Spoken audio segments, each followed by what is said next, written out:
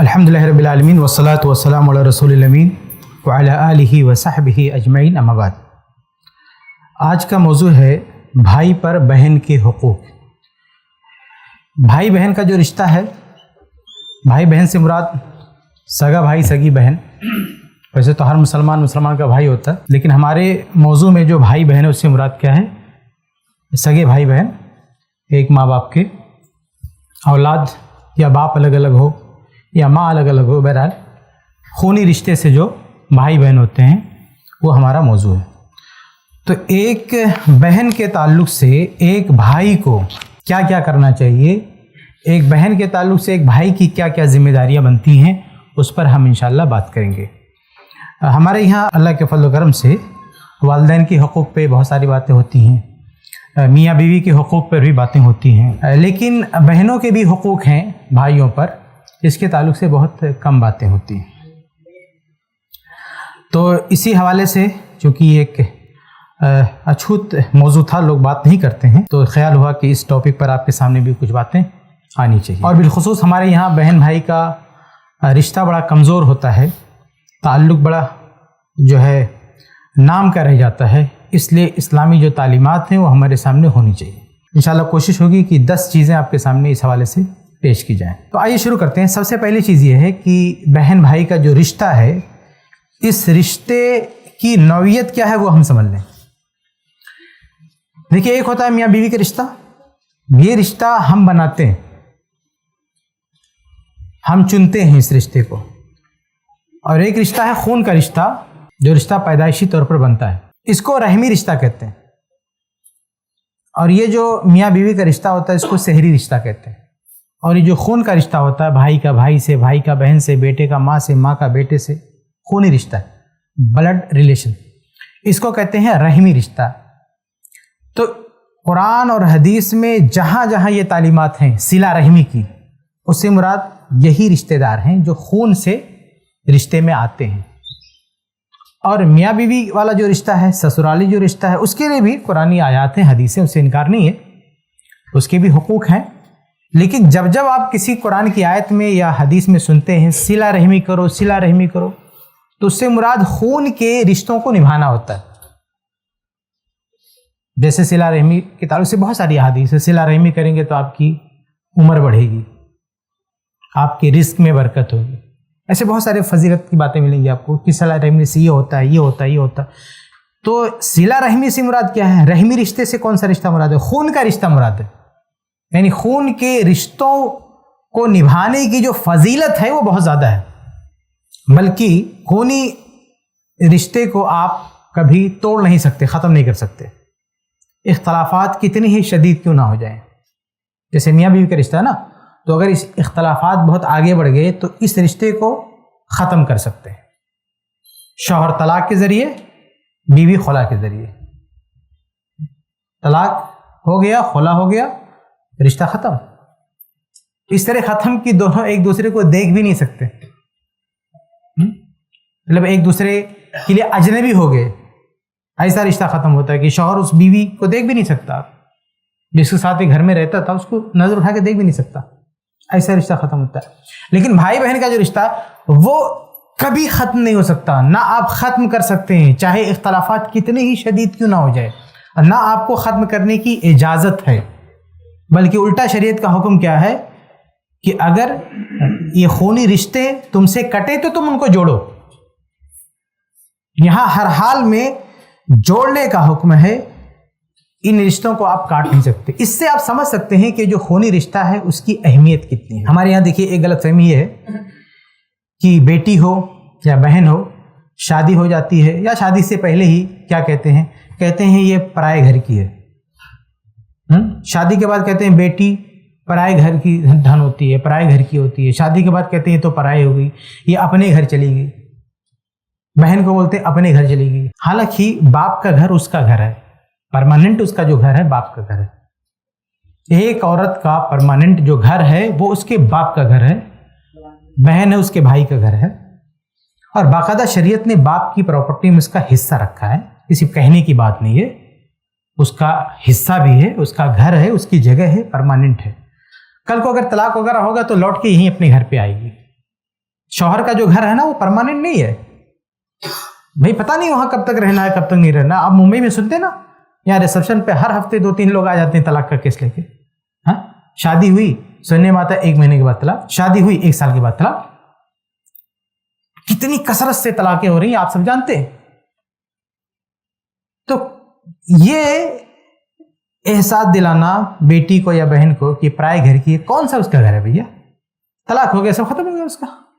लेकिन जो बाप का घर है वो कभी खत्म नहीं हो सकता, बाप का घर परमानेंट घर है। और हमें इस तरह के जुमले नहीं बोलना चाहिए। फितरी तौर पर बहन को या बेटी को तकलीफ होती है, वो इजहार ना करे अलग बात है, लेकिन तकलीफ होती है। जिस घर में माँ बाप के साथ बचपन में भाई बहन खेल के बड़े हुए जवान हुए और एक वक्त आए आप कह दें कि आपका घर नहीं है, कितना बड़ा जुल्म है, कितनी बड़ी जहालत है कि एक साथ खेले कूदे पले बढ़े और एक वक्त आता है भाई बोलता है बाप बोलता है ये तुम्हारा घर नहीं है, उस पर क्या बीतती होगी आप सोचें। इस्लाम ने तो ऐसा नहीं कहा। देखिए अल्लाह के नबी सल्लल्लाहु अलैहि वसल्लम की हदीस है, सही बुखारी की हदीस नंबर 5230, फातिमा रजी अल्लाह ताला अन्हा की शादी के बाद अल्लाह के नबी सल्लल्लाहु अलैहि वसल्लम ने कहा कि फ़इन्नमा हिय बिज़अतुम मिन्नी, फातिमा मेरी जिगर का टुकड़ा है। फातिमा रजी अल्लाह ताला अन्हा के साथ शादी के बाद एक मामला पेश आया, मैं उसकी तफसील में नहीं जाता। उसकी तरफ इशारा करते हुए अल्लाह के नबी सल्लल्लाहु अलैहि वसल्लम ने कहा कि मेरा रिश्ता फातिमा से खत्म नहीं हुआ शादी के बाद। अल्लाह के नबी ने कहा वो तो मेरे जिगर का टुकड़ा है। शादी के बाद का, और हम मुसलमान होकर क्या बोलते हैं कि शादी के बाद बेटी पराए घर की हो जाती है। हमारे नबी कहते हैं मेरे जिगर का टुकड़ा है अपनी बेटी को, और हम अपनी बेटी को कहते हैं कि पराए घर की होगी। अपनी बहनों को भी वही बोलते हैं पराए घर की होगी। एक रवायत है सही बुखारी की हदीस नंबर 3327, अल्लाह के नबी सल्लल्लाहु अलैहि वसल्लम ने अंसार सहाबा को बुलाया, कहा अंसारी सहाबा को बुला दो। सब आए तो अल्लाह के नबी ने कहा हल फीकुम अहदुम मिन गैरिकुम, सही बुखारी की रवायत है। कहा कि क्या तुम लोगों में कोई ऐसा भी है जो तुम्हारी कौम का नहीं है, पराया है? क्या सब आ गए हो, अंसारी साहबा सब आ गए हो, तो ये बताओ कि सब तुम ही लोग हो या कोई पराया है तुम्हारे बीच में बैठा हुआ है?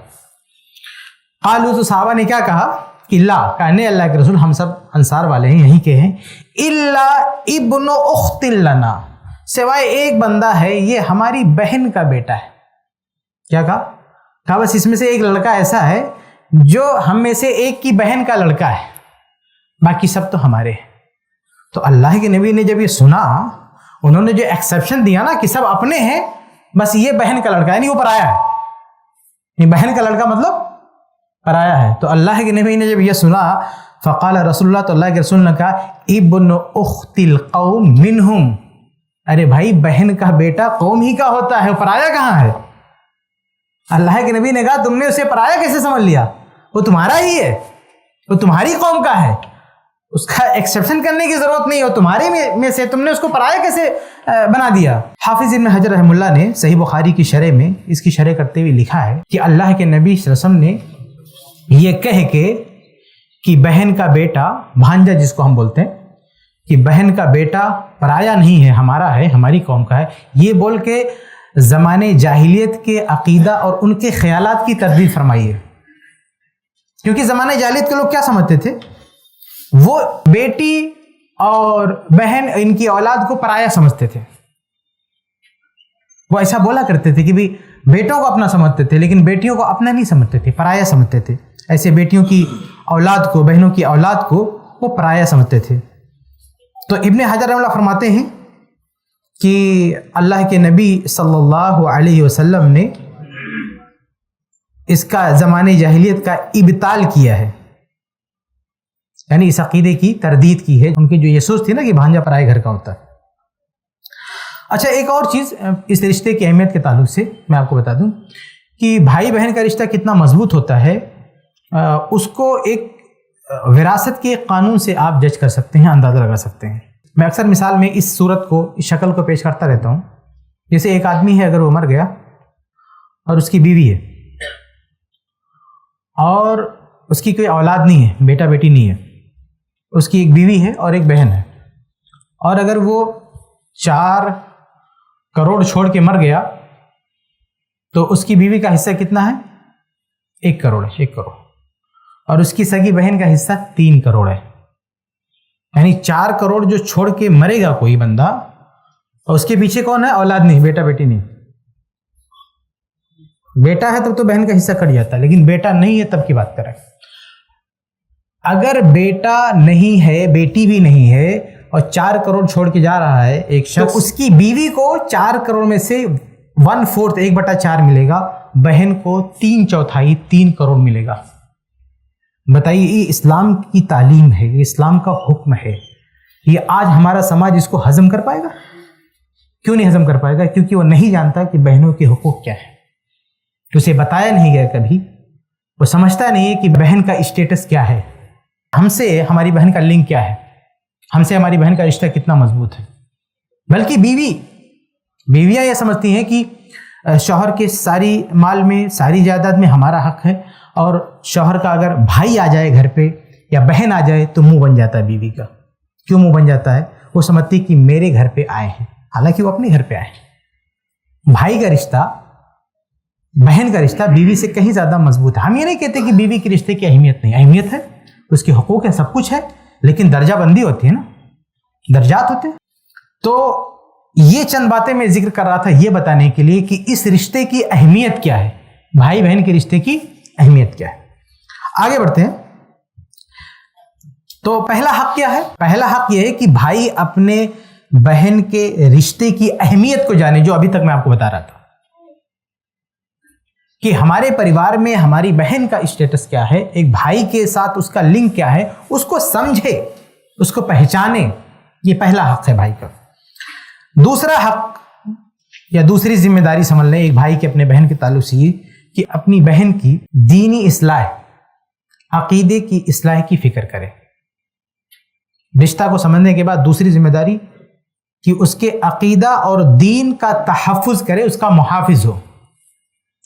دیکھیے، خاص طور سے آج کے زمانے میں لڑکیاں مرتد ہو رہی ہیں، غیر مسلموں کے ساتھ جو ہے بھاگ جا رہی ہیں، شادی تک کر رہی ہیں. تو یہ ان کا عقیدہ ایمان محفوظ نہیں ہے.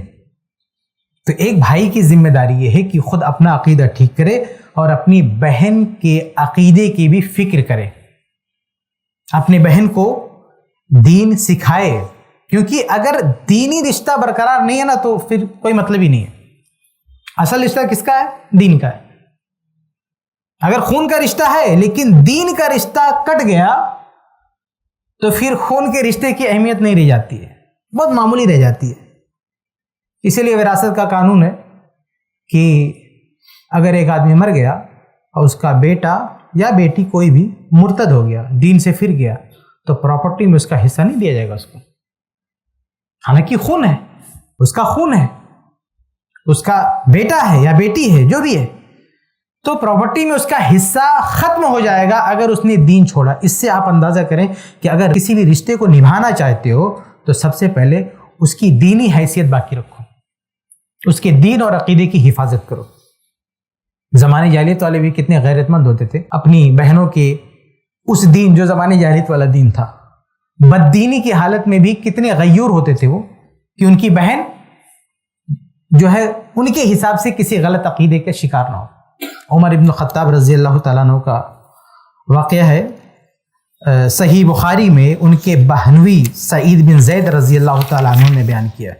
صحیح بخاری کی حدیث ہے، حدیث نمبر 3862، 3862. یہ صحیح بخاری کی روایت ہے. عمر ابن خطاب رضی اللہ تعالیٰ عنہ جو دوسرے خلیفہ تھے، ان کے بہنوئی تھے جن کا نام تھا سعید بن زید، جو شروع میں اسلام لائے تھے. شروع میں کئی لوگ اسلام لائے تھے، اس میں یہ بھی تھے. اور ان کی خاص بات یہ ان کے بہنوئی کی کہ یہ ان ٹاپ 10 صحابہ میں سے ہیں، ان 10 صحابہ میں سے ہیں جن کو اللہ کے نبی صلی اللہ علیہ وسلم نے اسی دنیا میں جنت کی بشارت دی تھی. تو یہ کہتے ہیں کہ واللہ لقد رأیتنی وان عمر لموثقی علی الاسلام. تو بہت دنوں کے بعد یہ بیان کر رہے ہیں، یہ بات جب یہ کہہ رہے ہیں نا تو ان کو جنت کی بشارت سنائی جا چکی ہے. کہہ رہے ہیں کہ ایک وہ دور بھی تھا کہ عمر نے مجھے باندھ دیا تھا گھر میں آ کے. کیوں باندھ دیا تھا؟ کیونکہ یہ اور ان کی بہن یہ دونوں مسلمان ہو گئے تھے. تو کہہ رہے ہیں کہ ایک زمانہ تھا کہ عمر نے آ کے میرے گھر میں گھس کے مجھ کو باندھ ڈالا تھا کہ تو نے میری بہن کا عقیدہ خراب کر دیا، لیکن بعد میں جو ہے عمر رضی اللہ عنہ خود مسلمان ہوئے۔ پر کہنے کا مطلب یہ کہ فکر تھی نا ان کو اپنی بہن کی، کس چیز کی فکر تھی؟ عقیدے کی فکر تھی، اور لے جا کے بہنوئی کو باندھ دیا، بہنوئی کو جا کے گھر میں باندھ دیا کہ تو نے میری بہن کا عقیدہ خراب کر دیا۔ حالانکہ پہلے عقیدہ صحیح ہوا تھا ان کا، خراب نہیں ہوا تھا، صحیح ہوا تھا، عقیدہ تو پہلے خراب تھا، لیکن ایک رشتہ نبھانے کا جو جذبہ تھا وہ ہم کو سیکھ ملتی ہے نا کہ وہ لوگ بھی کس طرح سے رشتہ داریاں نبھاتے تھے۔ اور آج ہماری بہن کسی کے ساتھ بھاگ جائے، بھائی کے کان پہ جو تک نہیں رہتی کہ کوئی بھی اس کو پٹی بڑھا دے، کوئی اس کو بیوقوف بنا دے، کوئی بھی اس کی ایمان عقیدے کا سودا کر لے، تو ایک بھائی کو اپنی بہن کا محافظ ہونا چاہیے، اس کے عقیدے کا بھی محافظ ہونا چاہیے، کیونکہ اگر عقیدہ نہیں ہے نا تو پھر کون سا رشتہ؟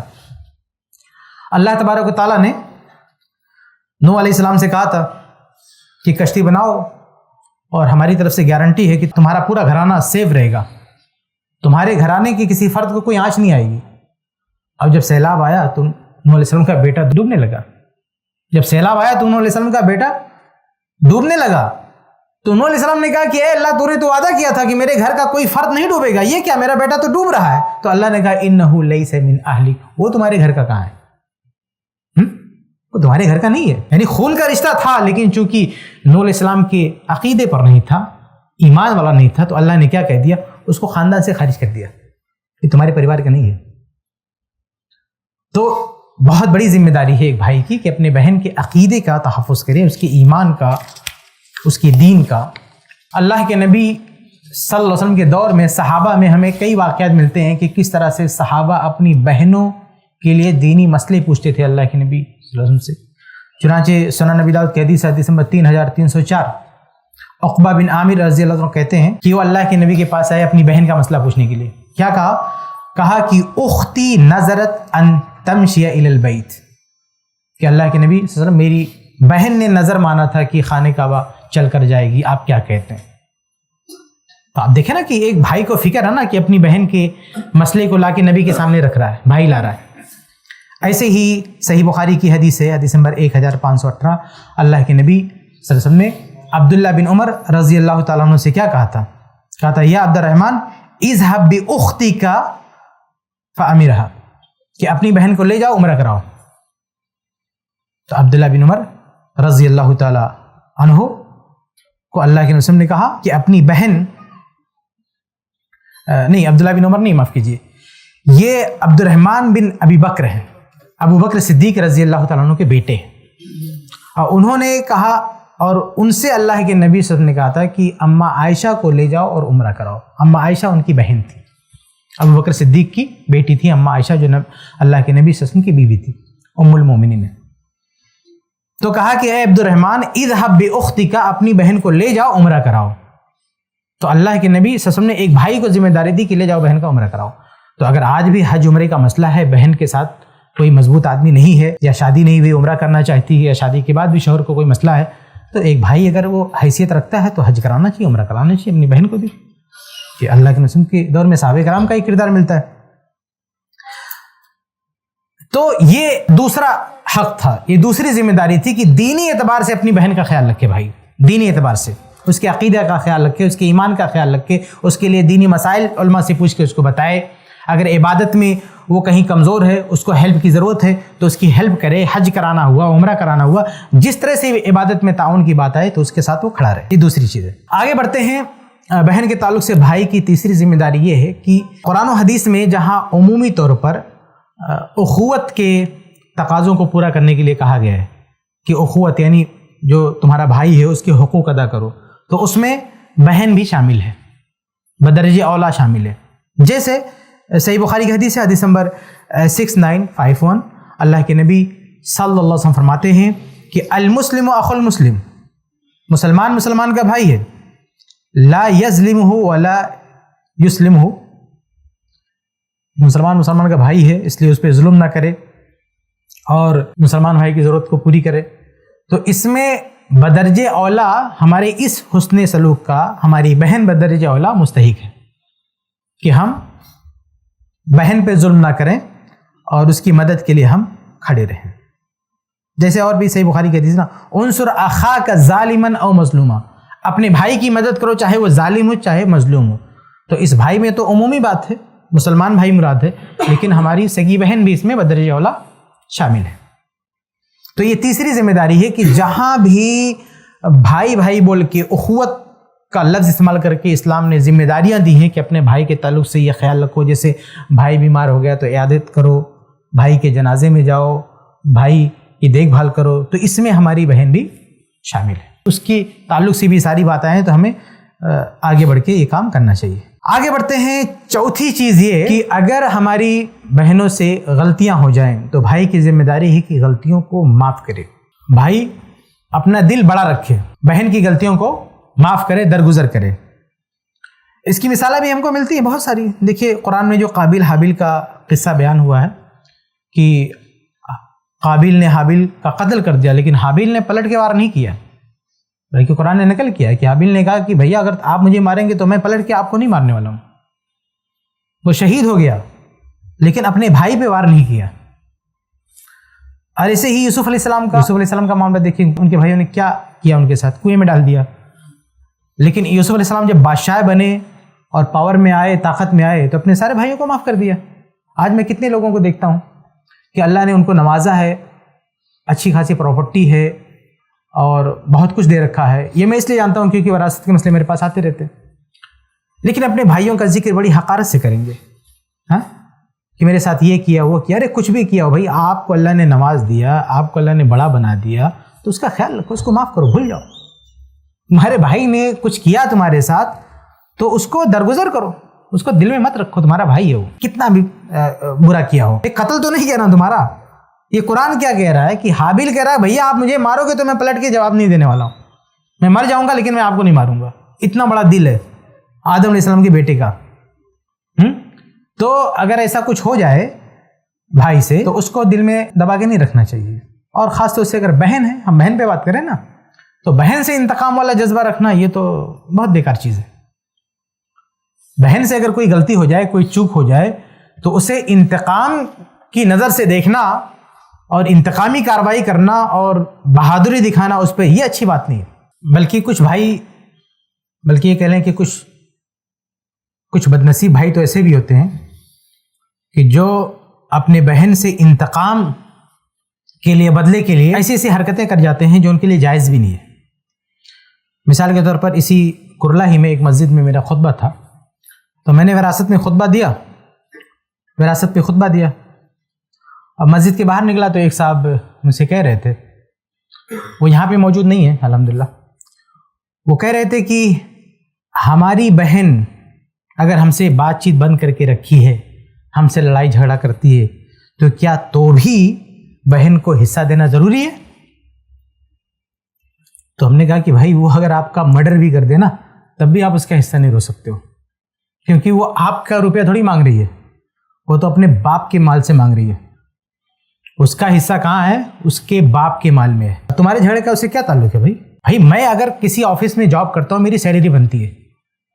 اب آفس کے ایک امپلائی سے اگر میرا جھگڑا ہو گیا ہے تو اس سے میری سیلری کا اس سے کیا تعلق ہے؟ ہاں ہم تو اپنے کام کی سیلری لیں گے. تو ایک بیٹی کا جو تعلق ہے باپ سے ہے، تو بیٹی کو جو وراثت ملتی ہے نا باپ کے مال سے ملتی ہے، بھائی اپنے مال سے تھوڑی دیتا ہے. بہرحال انہوں نے یہ بات تو کہہ دی وراثت کے تعلق سے، لیکن جذبہ کیا تھا؟ انتقام کا، کہ ہم سے بات نہیں کرتی، یہ کرتی وہ کرتی. اور اس انتقامی جذبے میں بجائے اس کے کہ بہن کو معاف کریں، الٹا ان کی جائیداد ہڑپ کر کے رکھا ہے. کیسا بھائی ہے بتاؤ؟ ہاں ارے کوئی اپنی چیز روک کے رکھا ہوتا سمجھ میں آتا ہے کہ بدلہ لے رہا ہے، کہ بہن کو ہدیہ نہیں دے گا، گفٹ نہیں دے گا، جو بھی دیتے رہتے ہیں لوگ، عیدی نہیں دے گا، یہ سب کریں سمجھ میں آتا ہے. لیکن باپ کی وراثت کیسے روک لیا تم نے بھائی؟ تو ہمارے معاشرے کا یہ حال ہے کہ بہن کے ساتھ بھی کوئی مسئلہ ہو جائے تو انتقام کی اس مقام پہ پہنچ جاتے ہیں کہ اس بیچاری کا جو حصہ بنتا ہے اس کے باپ میں وہ بھی روک لیتے ہیں. اپنا دینا تو دور کی بات ہے، باپ کا جو اس کا اپنا مال ہے وہ بھی نہیں جانے دیتے اس کو. تو یہ نہیں ہونا چاہیے. کوئی غلطی ہوئی ہے درگزر کرنا چاہیے. آپ دیکھیں کہ ایک روایت ہے جسے امام ابن ابی دنیا نے مکارم الاخلاق میں نقل کیا ہے، سند اس کی صحیح ہے لیکن مرسل ہے، یعنی مرسلن صحیح ہے اس کی روایت. اس میں یہ ہے کہ شیمہ بنت حارث اللہ کے نبی صلی اللہ علیہ وسلم کی بہن ہے، دودھ کے رشتے سے بہن ہے. تو جب فتح حوازن کا موقع تھا، ایک بڑی لڑائی ہوئی، خوفناک لڑائی تھی. اس جنگ میں مسلمان بہت پریشانی میں تھے. بہرحال مسلمانوں کی فتح ہوئی، جیت ہوئی.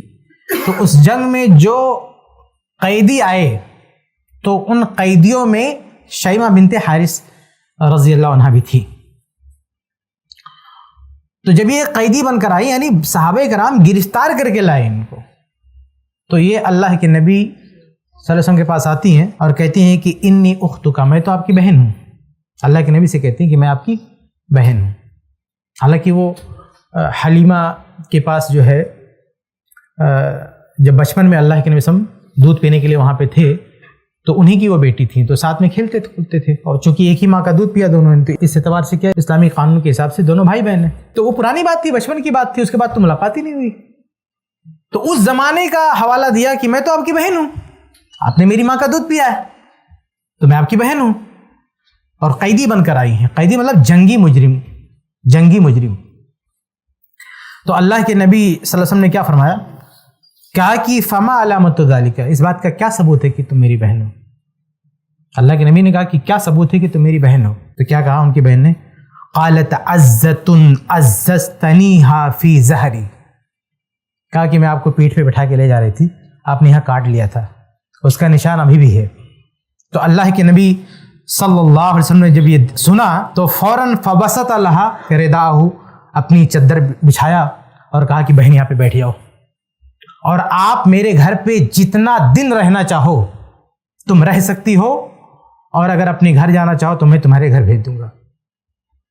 تو اللہ کے نبی صلی اللہ علیہ وسلم نے کہا کہ جیسے انہوں نے کہا کہ آپ نے مجھے دانت کاٹا تھا، تو اللہ کے نبی فرماتے ہیں کہ روایت کے الفاظ ہے فعرف رسول اللہ علامت، اللہ کے نبی صلی اللہ علیہ وسلم وہ علامت فوراً پہچان گئے. اور اتنا مطلب چند دن گزرے تھے بچپن کے ایک بہن کے ساتھ، وہ بھی مطلب دودھ کے رشتے سے بہن ہے، لیکن اللہ کے نبی نے اتنی دنوں کے بعد ملاقات ہوئی اور نبی کو جیسے پتہ چلا کہ ہماری بہن ہے، جنگی جو ان کا مسئلہ تھا قیدی کا، اس قید کو ختم کر دیا، چادر بچھائی، بٹھایا اور کہا کہ جتنے دن تمہیں رہنا ہے، تمہیں اگر میرے پاس ہی رہنا ہے پرماننٹ. انہوں نے کہا کہ اگر قال ان احببت فعندی محبت مکرمہ، کہا کہ اگر تم میرے پاس رہنا چاہو تو میں اپنے پاس تمہارے رہنے کا انتظام کر دیتا ہوں. یہ دودھ کی بہن ہے اور اللہ کے نبی. اور آج ہماری سگی بہن اگر سسرال سے چند دنوں کے لیے آ جائے ہمارے گھر پہ تو ہم اسے بوجھ محسوس کرتے ہیں. اور اللہ کے نبی کی یہ بہن، دودھ کی بہن، اللہ کے نبی نے کہا کہ تم جب تک چاہو میرے پاس رہ سکتی ہو، کوئی مسئلہ نہیں ہے. بہر اللہ کے نبی نے ان کو معاف کر دیا، اور ان کی بہن نے کہا کہ نہیں، میں اپنے گھر جانا چاہوں گی. ان کی بہن نے کہا کہ میں اپنے گھر جانا چاہوں گی. تو اللہ کے نبی نے اپنی بہن کو پورے ساز و سامان کے ساتھ سواریاں دیا، غلام دی، باندیا دیا، یعنی پورے تحائف، تحفے تحائف کے ساتھ، پورے آن بان شان کے ساتھ ان کو ودا کیا، بھیج دیا. اللہ کے نبی صحیح سلامت بھیج دیا. تو مطلب یہ کہ اگر کوئی غلطی ہو جائے، کوئی چوک ہو جائے بہن سے، تو ہمیں اس کو درگزر کرنا چاہیے. آگے بڑھتے ہیں. 5واں حق یہ ہے کہ جو مالی حقوق ہیں بہن کے تعلق سے ایک بھائی پر جو عائد ہوتے ہیں، بھائی کی ذمہ داری ہے کہ وہ مالی حقوق جو ہے ادا کرے. اب اس میں مالی حقوق میں کئی چیزیں ہیں. سب سے پہلی چیز ہے باپ کی وراثت. باپ کے مرنے کے بعد باپ کی وراثت میں جو حق بنتا ہے بیٹی کی حیثیت سے بھائی کی بہن کا، بھائی کی ذمہ داری ہے کہ وہ حصہ بہن کو دے دے. آج ہمارے بہت سارے ہم لوگ ہیں اپنے بھائی ہونے کا حق ادا نہیں کرتے، اپنی بہن کا حصہ نہیں دیتے. یاد رہے یہ بات ہو رہی ہے اپنے جیب سے دینے کی بات نہیں ہو رہی ہے، ابا کے مال کو دینے کی بات ہو رہی ہے جو کہ بہن کا ہے. تو پہلا یعنی مالی حقوق میں، یعنی بہن کے تعلق سے بھائی پر جو مالی حقوق عائد ہوتے ہیں، اس میں پہلا حق کیا ہے؟ پہلا حق ہے کہ باپ کی وراثت میں جو بیٹی کا حق ہے اسے دے دے. اگر نہیں مانگے تو بھی دے دے. یاد رہے کہ اگر بہن نے نہیں مانگا، چھوڑ دیا، تو وہ تمہارا نہیں ہو جائے گا. لوگ اس کو رکھ لیتے ہیں، تمہارا نہیں ہوگا، تمہارے بچوں کا بھی نہیں ہوگا. وہ حرام کا مال آپ کے کھاتے میں رکھا رہے گا جب تک کہ آپ لوٹائیں گے نہیں. آپ کے بچے کو بھی اگر ہوش آئے نا تو اسے جو ہے لوٹانا ضروری ہے. وہ کئی نسلوں تک وہ کسی کا نہیں ہو پائے گا. جو بہن کا تو بہن کرے گا. وہ کہہ بھی دینا کہ ہم کو نہیں چاہیے تو بھی آپ کا نہیں ہو جائے گا. وہ اس کا لازمی حق ہے، اس کو دینا پڑے گا آپ کو. بہرحال اس پر انشاءاللہ کبھی الگ سے ہم بات کریں گے کہ کیوں جو ہے بہن کے چھوڑنے سے ہمارا نہیں ہوگا. تو یہ پہلی چیز ہے وراثت. دوسری چیز یہ ہے کہ اگر باپ ہدیہ کر رہا ہے, گفٹ کر رہا ہے, دوسرا مالی حق کیا ہے, بھائی کی ذمہ داری کیا کہ باپ نے کچھ بھی گفٹ کیا, بچوں کو کچھ بھی تحفہ تحائف دیا, تو بھائیوں کی ذمہ داری ہے کہ باپ پہ دباؤ ڈالیں کہ یہ اتنی چیزیں بہن کو بھی ملنی چاہیے. کیونکہ صحیح بخاری کی حدیث ہے, حدیث نمبر 2587. نعمان بن بشیر رضی اللہ عنہ کی لمبی روایت ہے کہ اللہ کے نبی صلی اللہ علیہ وسلم نے جو ہے ان کے سامنے جب یہ مسئلہ آیا تھا کہ باپ نے صرف ایک بیٹے کو دے دیا, تو اللہ کے رسول نے کہا کہ یہ انصاف نہیں ہے, تمہارے پاس اور بچے ہیں تو سب کو برابر برابر دینا ہے. یہ بھی ایک الگ ٹاپک ہے کہ کیوں برابر دینا ہے, اس پر ہم انشاءاللہ کبھی بعد میں بات کریں گے. لیکن اگر باپ کچھ بھی گفٹ کر رہا ہے تو اس کی یہ ذمہ داری ہے کہ وہ سارے بیٹا بیٹی کو برابر برابر دے. لیکن اگر باپ کے پاس جانکاری نہیں تھی, علم نہیں تھا, اور بھائی کے پاس علم ہے, وہ پڑھا لکھا ہے, وہ جانکار ہے, علماء کی باتیں سنتا ہے, اسے پتا ہے کہ ناانصافی کر رہا میرا باپ, تو بھائی کی ذمہ داری ہے کہ باپ کو ٹوکے, باپ کو بتائے کہ ابا ہمیں دے رہے ہو تو ہماری بہن کو بھی, ہمارے آپا کے بھی بنتا ہے. اور اگر باپ مر گیا, دنیا سے چلا گیا اور بھائیوں کو ملا تھا, تو بھی بھائیوں کی ذمہ داری ہے کہ جتنا انہوں نے اپنے باپ سے لیا ہے وہ سب اکٹھا کر کے اور بہن کا بھی حصہ لگا کے دے دیں. یہ وراثت کی بات نہیں کر رہا ہوں میں, تحفے کی بات کر رہا ہوں, جو گفٹ ہے. کیونکہ ایسا کرنے سے ہو سکتا ہے کہ باپ آخرت میں پکڑ سے بچ جائے, ورنہ اللہ تعالیٰ تو اس کو پکڑے گا. باپ نے جو بیٹے کو دیا بیٹی کو نہیں دیا, اس پہ اللہ تعالیٰ معاف نہیں کرے گا, اس کی پکڑ ہوگی. اللہ کہ کوئی نیک کام کیا, اس نے بہت اچھا کام کیا, اللہ معاف کر دے, اللہ کی مرضی. لیکن بہرحال اصل جو رول ہے کہ جو مالی حقوق ہیں, اللہ تعالیٰ قیامت کے دن اس کا حساب کتاب لیتا ہے. تو بھائی کی ذمہ داری ہے کہ باپ اگر ہدیہ دے, تحفہ دے, تو بہن کے لیے بھی مطالبہ کرنا چاہیے. کتنے سارے باپ ہیں, باپ کروڑ پتی ہے, کتنی آسانی سے کہتے ہیں ابا ہم کو کار چاہیے, کار لے کے گھوم رہا ہے, بہن کو دیا کار نہیں دیا نا, تو یہ پاپ ہے, یہ جرم ہے, یہ گناہ ہے. 10 لاکھ کی تم نے کار لی تو 10 لاکھ بہن کے گھر پہ پہنچاؤ, یہ ابا کی ذمہ داری. لیکن اکثر میں دیکھتا ہوں بہت بڑے بڑے گھرانوں میں کہ بیٹا کار لے کے گھوم رہا ہے, بیٹی کو کچھ نہیں ملا. یہ کیا بھائی, آپ کو اللہ نے پیسہ دیا, آپ نے دے دیا بیٹے کو, لیکن بیٹی کو کیوں نہیں دیا آپ نے؟ اس کو زیورات بنا دو کچھ, مطلب اس کے حساب سے اتنا اماؤنٹ بیٹی کو بھی دینا چاہیے. تو یہ بھی بھائی کی ذمہ داری ہے. اس کے علاوہ بھائی کا اگر انتقال ہوتا ہے تو کبھی کبھی بھائی کے مال میں بہن کا حصہ ہوتا ہے. باپ کے مال میں تو ہمیشہ بیٹی کا حصہ ہوتا ہے, لیکن جو بھائی بہن کا رشتہ ہے تو بھائی کے مال میں بھی بہن کا رشتہ ہوتا ہے, اگر بھائی کی مذکر اولاد نہیں ہے تو. مطلب ایک شخص مر گیا, مان لیجیے احمد نام ہے, احمد کا انتقال ہو گیا, انتقال ہونے کے بعد اس کا باپ نہیں ہے, اس کا بیٹا نہیں ہے, تو اس کیس میں اس کی بہن کا حصہ ہے. اس کیس میں چاہے اس کی بیٹی ہو تو بھی, چاہے اس کی بیٹی ہو, اس کی بیوی ہو, اس کی ماں ہو, ان تمام صورتوں میں بہن کا حصہ برقرار رہے گا. تو اگر ایسا کوئی کیس ہے کہ بھائی کا انتقال ہوا ہے, مثال کے طور پر 3 بھائی ہیں, 3 بھائی میں سے 3 بھائی ہیں 2 بہن ہیں, تو 3 بھائی میں سے ایک بھائی کا انتقال ہو رہا ہے, اس کی اولاد نہیں ہے, بیوی بچے نہیں ہیں, یا بیوی ہے اولاد بھی ہے لیکن بیٹا نہیں ہے, تو اس کیس میں بہن کا حصہ بنتا ہے. تو سارے بھائیوں کی ذمہ داری ہے کہ یہاں پہ انتقال ہوا تو بہن کا جو حصہ بنا بلا کے لا کے اس کو دے دیں. یہ وراثت میں ایسے معاملات میں بہن کا حصہ بنتا ہے بھائی کے مال میں, اگر بھائی کا بیٹا نہ ہو تو. بھائی اگر مرے, اور بھائی کا صرف 2 چیز یاد رکھیے, بھائی مر گیا, بھائی کا باپ زندہ نہیں, بیٹا زندہ نہیں, بس صرف 2 رشتہ یاد رکھیے. کوئی بھی بھائی مرے گا, اگر اس کا بیٹا نہیں ہے, اس کا باپ نہیں ہے, تو اس کی بہن کا حصہ کمپلسری ہوگا. کیا ہے وہ الگ الگ بدلتا رہے گا, دوسرے وارثین کو دیکھ کے اس کا ایک فکس اماؤنٹ نہیں ہے, وہ چینج ہوتا رہے گا جیسے وارثین کی لسٹ ہوگی, لیکن کچھ نہ کچھ تو رہے گا. تو ایسی صورت ہو تو بھائی کی وراثت میں بہن کو حصہ دلانا چاہیے. اچھا, ایک چوتھا جو مالی حق ہے وہ ہے واجبی نفقہ. یعنی کبھی کبھی بہن کے خرچے کی ذمہ داری لازمی طور پر بھائی پہ آ جاتی ہے, اس کی دیکھ بھال, پڑھائی لکھائی, شادی بیاہ, یہ پورا جو برڈن ہے وہ بھائی کے سر پہ آ جاتا ہے. یہ کب آتا ہے؟ جب باپ مر جائے, جب باپ کا انتقال ہو جائے. تو باپ کے انتقال کے بعد چھوٹی بہن ہے تو اس کی شادی بیاہ, پڑھائی لکھائی, سارا ٹینشن باپ سے منتقل ہو کے اس کے سر پہ آ جاتا ہے. اور یہ احسان نہیں, یہ فرض ہے, یہ ذہن میں رکھیے گا. قرآن میں اللہ تعالیٰ نے کہا نا کہ سورہ بقرہ آیت نمبر 233 میں کہ علی الوارث مثل ذالک, کہ جو بھی کسی کا وارث بنتا ہے تو اس کے سارے خرچے کا وہ ذمہ دار ہوتا ہے. تو اگر باپ مر گیا تو بہن کی وراثت، اگر بہن کے پاس کچھ ہے تو وارث کون بنے گا؟ بھائی بنے گا. باپ ہوتا تو باپ بنتا.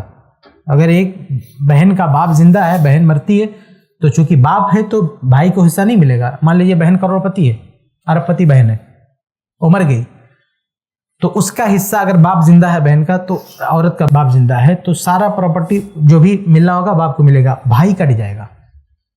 لیکن اگر باپ نہیں ہے تو پھر بھائی کو مل جائے گا. باپ کے جاتے ہی بھائی کنیکشن میں آ جاتا ہے. تو جیسے بھائی کے مال میں بہن کی حصہ پاتی نا، ایسے بہن مر جائے، اس کے پاس مال ہو اور اس کی اولاد بیٹا اور باپ نہ ہو، گھرچے شوہر ہو، تو بھی اس میں اس کے بھائی کا حصہ ہو جاتا ہے. دونوں طرف سے لنک ہے وراثت کا. تو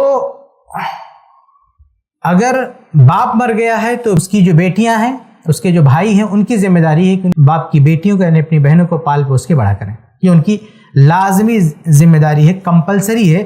یہ کوئی احسان نہیں ہوگا، یہ ان کی ذمہ داری ہے. اس سے وہ بھاگ نہیں سکتے. اس کی اگر مثال آپ کو دیکھنا ہو تو صحیح بخاری میں اس کی مثال بھی موجود ہے. صحیح بخاری حدیث نمبر 4052 4052. جابر رضی اللہ تعالیٰ عنہ کہتے ہیں کہ جب میں نے شادی کی تو اللہ کے نبی صلی اللہ علیہ وسلم نے پوچھا کہ ماذا ابکرن ام سیبن، کہ جابر رضی اللہ تعالیٰ عنہ تم نے شادی کر لی ہے تو تم نے باکرہ سے شادی کی ہے، کنواری سے، یا سیبہ سے جو بڑی عمر کی عورت ہے، تجربہ کار، یا ایک بار اس کی شادی ہو گئی اس سے تم نے شادی کی ہے؟ تو انہوں نے کہا سیبن، میں نے ایک بڑی عمر کی لڑکی سے شادی کی ہے جس کی پہلے کہیں شادی ہو چکی تھی. تو اللہ کے نبی نے کہا کہ فحل جاریتن، تم نے کنواری لڑکی سے شادی کیوں نہیں کیا؟ تم تو نوجوان ہو تو اپنی عمر کے حساب سے دیکھنا چاہیے تھا. اور اچھا یہ کیوں کہا اللہ کے نبی صلی اللہ علیہ وسلم نے، جبکہ اللہ کے رسول نے خود جو شادیاں کی ہیں عمر برابر نہیں ہے؟ یہ اس لیے کہ جابر رضی اللہ تعالیٰ عنہ اس ٹائم بہت غریب تھے. ان کے ابا جو گئے تھے نا تو وراثت چھوڑ کے نہیں گئے تھے، مائنس میں گئے تھے. ان کے ابا شہید ہو گئے تھے، تو جب جنگ پہ جا رہے تھے تو ان کے ابا نے کہا تھا کہ بیٹا میں جنگ پہ جا رہا ہوں، مجھے نہیں لگتا کہ میں زندہ واپس آؤں گا.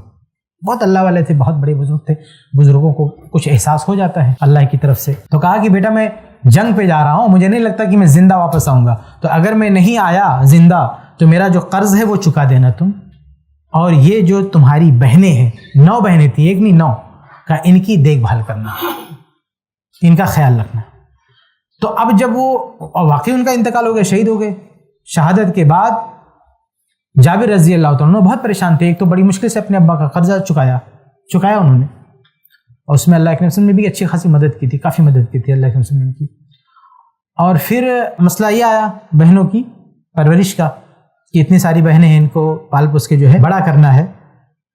تو جابر رضی اللہ تعالیٰ عنہ نے اپنی ان بہنوں کی خاطر، 1 2 نہیں 9 بہنیں تھیں، اپنی ان بہنوں کی خاطر، چونکہ سارا پیسہ ختم ہو چکا تھا، قرضہ چکانے کے بھی پیسے نہیں تھے، وہ اللہ کے رسول نے مدد کی تب جا کے ان کا قرضہ ادا ہوا. تو ظاہر ہے کہ جب یہ حالت ہو تو 2 شادی کہاں سے کریں گے؟ پیسہ بھی اہم رکھتا نا، 2 شادی کرنے کے لیے پیسے بھی چاہیے. تو اللہ کے نبی صلی اللہ علیہ وسلم کو یہ احساس تھا کہ یہ صاحب مشکل سے 1 شادی کر پائیں گے. جب ایک ہی شادی کرنا ہے تو اپنی عمر کے حساب سے کرو، 2 3 کرنا ہے تو چاہے جو ہو، کوئی مسئلہ نہیں. اس لیے اللہ کے نبی نے کہا تھا کہ تم نے کنواری سے شادی کیوں نہیں کیا؟ ورنہ بڑی عمر کی لڑکی سے شادی کرنا کوئی جرم نہیں ہے. لیکن ان کی کنڈیشن ایسی تھی کہ لگتا تھا ایک ہی شادی کر پائیں گے، تو کہا کہ تم نے کنواری سے کیوں نہیں کیا؟ تو انہوں نے جو وجہ بتائی نا، دیکھیے اللہ کے نبی کیا کریں کہ کنواری سے شادی کیوں نہیں کیا. اب وجہ کیا بتائی؟ کہا کہ اے اللہ کے رسول ان ابی قتل یوم احد، کہ میرے والد جنگ احد میں شہید ہو گئے، وَاخْتَرَكَ 9 بنات، اور 9 بیٹیاں چھوڑ کر گئے ہیں، كُنَّ لِي 9 اخوات، جو میری 9 بہنیں ہیں. تو فَكَرِهْتُ أَنْ أَجْمَعَ إِلَيْهِنَّ جَارِيَةً خَرْقَهَا مِثْلَهُنَّ، مجھے یہ اچھا نہیں لگا کہ میں میری جو بہنیں ہیں انہی جیسی ایک اور لڑکی لا کے اس میں ڈال دوں. یعنی ایک تو 9 ہے، تو اگر کسی کنواری سے شادی کروں گا، اس زمانے میں کم عمر میں بھی شادی ہوتی تھی، 9 سال میں 10 سال میں 12 سال میں لڑکیوں کی شادی ہو جاتی تھی. تو اس عمر کی تو ان کی بہنیں تھیں، تو بولے کہ میں اگر اس عمر کی بیوی لاتا تو میری بیوی اور میری بہنیں سب جو ہے برابر ہو جاتی، تو میری بہنوں کی دیکھ بھال کون کرتا؟ تو کہا کہ اس لیے میں نے وَلَكِنْ امرأتن تمشطہن وتقوم علیہن، لیکن میں ایسی بیوی چنا جو ان کو کنگھا کرے، نہلائے دھلائے اور ان کو سکھائے پڑھائے. یعنی اپنی بیوی لائے تھے وہ حقیقت میں، لیکن بیوی سے زیادہ اپنی بہنوں کے لیے ایک ماں لائے تھے کہ جو ان کی بیوی اپنی بہنوں کے لیے ماں کا کردار نبھا سکے۔ اللہ کے نبی صلی اللہ علیہ وسلم نے جب یہ سنا تو کیا کہا اصبتا، جابر تم نے بہت اچھا کیا، تم نے بہت اچھا کیا۔ اب آج کل کی جو ماڈرن بیویاں ہیں کیا ڈائلاگ بولتی ہے کہ سسرال والوں کی خدمت کرنا ہمارا کام نہیں ہے۔ یہ بیوی تھی نا، اپنے شوہر کی 9 بہنوں کو پال رہی ہے۔ بیوی نے کہا کہ میں تمہاری بیوی ہوں، تمہاری بہنوں کا ٹینشن میں کیوں سنبھالوں؟ بلکہ اللہ کے نبی نے بحیثیت نبی جابر کو ٹوکا، اے جابر تم بیوی لائے ہو کہ اپنی بہنوں کی ماں لے آئے ہو؟ ہاں، اللہ کے نبی صلی اللہ علیہ وسلم نے جابر رضی اللہ عنہ کو ٹوکا کہ تمہاری بیوی ہے، تمہارے بہنوں کی نوکر ہے وہ، بلکہ کہا اصبت، اے جابر تم نے بہت اچھا کیا۔ اسے پتہ چلتا ہے کہ بیویوں سے اگر کوئی شوہر کام لیتا ہے اپنے ماں باپ کے لیے، اپنے بھائی بہنوں کے لیے جو شریعت کے دائرے میں ہے، تو اس سے ان کو انکار نہیں کرنا چاہیے۔ اس میں ضابطہ یہ ہے نا کہ جو ذمہ داری شوہر کے سر پہ پڑ جائے اس میں بیوی کو ہاتھ بٹانا چاہیے۔ جیسے باپ کا انتقال ہو گیا تھا، بہنیں بے سہارا تھیں، بھائی کے گھر کے علاوہ کوئی گھر نہیں تھا، وہ کہاں جاتی؟ تو چونکہ وہ ساری بہنوں کی ذمہ داری بھائی کے سر پہ تھی، تو شوہر کے سر پہ جو ذمہ داری آ جائے، چاہے اس کے بھائی کا مسئلہ ہو، چاہے اس کی بہنوں کا مسئلہ ہو، چاہے اس کے ماں باپ کا مسئلہ ہو، بیوی کو اس میں ہاتھ بٹانا چاہیے۔ جیسے ایک باپ ہے، باپ بوڑھا ہو گیا، اگر باپ مان لیجیے جوان ہے اور اچھا خاصا سیٹ ہے، کئی بھائی ہیں، اپنا آرام سے رہ رہا ہے، تو ٹھیک ہے، بیوی رہے الگ لے کے شوہر کو، کوئی مسئلہ نہیں ہے۔ لیکن ایک باپ کا ایک ہی بیٹا ہے، ایک ہی بیٹا ہے۔ اب ظاہر سی بات ہے جب ایک ہی بیٹا ہے یا اور بھی بیٹے ہیں لیکن وہ کسی لائق نہیں ہے، تو ایک ہی بیٹا ہے یا ایک ہی بیٹا سنبھال سکتا ہے، وہ اس نے اپنے ماں باپ کو اپنے گھر پہ رکھا ہے، تو یہ شوہر کا ٹینشن، شوہر کی ذمہ داری ہے، بیوی کی بھی ذمہ داری ہے کہ وہ شوہر کا خیال رکھے اور شوہر کے ماں باپ کا بھی خیال رکھے۔ آپ سمجھ رہے ہیں نا فرق؟ کہ اگر شوہر کے سر پر آ جائے، کیا سر پہ آ جائے؟ اس کے بھائیوں کی دیکھ بھال یا اس کی بہنوں کی دیکھ بھال یا اس کے ماں باپ کی دیکھ بھال، تو یہ شوہر کی ذمہ داری ہوگی۔ اب شوہر کی ذمہ داری میں ہاتھ بٹانا اس کا کام ہے۔ ہاں، اگر بلا وجہ لالا کے گھر میں مہمان پالے، دنیا بھر کی بازار لگا کے رکھے اور شوہر سے کہے، بیوی سے کہے خدمت کرو، تو بیوی وہاں پہ ٹوک سکتی ہے، اس کا حق ہے۔ لیکن شوہر شوق سے نہیں لائے کسی کو، شوہر پہ ذمہ داری آئی ہے، ماں باپ کی یا بھائی بہنوں کی کوئی بھی ذمہ داری آ جائے تو بیوی کو سپورٹ کرنا چاہیے۔ ٹھیک ہے، تو بہرحال ہمارا ٹاپک یہ تھا کہ بہنوں کے لیے مالی حقوق جو بھائی پر عائد ہوتے ہیں، تو اس میں اگر بہن اس حالت میں آ جائے کہ باپ کا انتقال ہو چکا ہے، بے سہارا ہے بہن، تو پھر بھائی کے اوپر ساری ذمہ داری آتی ہے۔ اس کے علاوہ دیکھیے عطیات یعنی تحفے تحائف بھی ایک بھائی کی ذمہ داری ہے کہ بہن کو دیتے رہنا چاہیے۔ اللہ نے نوازا ہے جس سے سب کو آپ کھلاتے ہیں، اسے بہن کو بھی دینا چاہیے۔ سنن نسائی کی روایت ہے، اللہ کے نبی صلی اللہ علیہ وسلم فرماتے ہیں کہ ید المعطی العلیٰ، کہ جو دینے والا ہاتھ ہوتا ہے نا وہ بلند ہوتا ہے، تو اپنے ہاتھ کو دینے والا بناؤ، لینے والا نہیں، دینے والا بناؤ۔ اچھا، کس کو دینا ہے؟ تو اللہ کے نبی نے ترتیب بتائی، جب اللہ تم کو نوازے تو لوگوں کو بانٹا کرو، لیکن بانٹنے میں خیال رکھو کس کا؟ فرمائے وَابْدَأْ بِمَنْ تَعُولُ أُمَّكَ وَأَبَاكَ وَأُخْتَكَ، بھائی جو تمہارا پریوار ہے، جو تمہارے ساتھ ہے، ان کا زیادہ خیال رکھو۔ تمہاری ماں ہے، تمہارا باپ ہے، وَأُخْتَكَ تمہاری بہن ہے۔ تیسرے نمبر پر، پہلے نمبر پر ماں کا ذکر کیا ہے کہ اللہ نے ہمیں پیسہ نوازا تو ہمیں کس کو دینا چاہیے؟ ماں کو دینا چاہیے، ماں کا خیال رکھنا چاہیے۔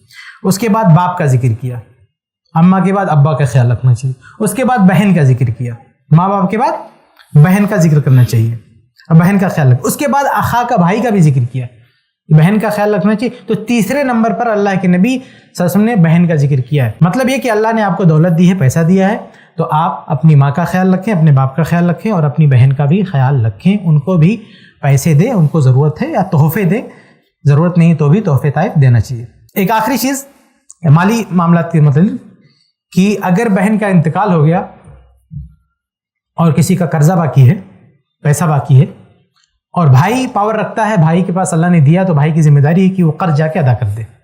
اس تعلق سے حدیث میں ملتی ہے، صحیح بخاری کی حدیث ہے، حدیث نمبر 6699 6699۔ عبداللہ بن عباس رضی اللہ تعالیٰ عنہ حدیث کے راوی ہیں، وہ کہتے ہیں کہ ایک شخص اللہ کے نبی صلی اللہ علیہ وسلم کے پاس آیا اور کہا کہ ان اختی قد نظرت ان تحج وانہا ماتت، کہا کہ میری بہن نے نظر مانی تھی کہ حج کرے گی لیکن ابھی اس کا انتقال ہو گیا۔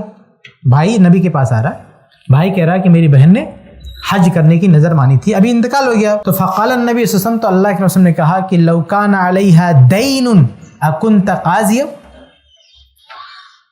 کہا کہ اللہ کے نبی نے پوچھا کہ دیکھو اگر تمہاری بہن کسی کا قرض لے کے انتقال کی ہوتی تو اکنت قاضیا، تو تم وہ قرضہ چکاتے؟ قال نعم، صحابی نے کہا ہاں، کہ اگر میری بہن کسی کا پیسہ لے کے مر گئی ہوتی تو میں وہ پیسہ ادا کرتا.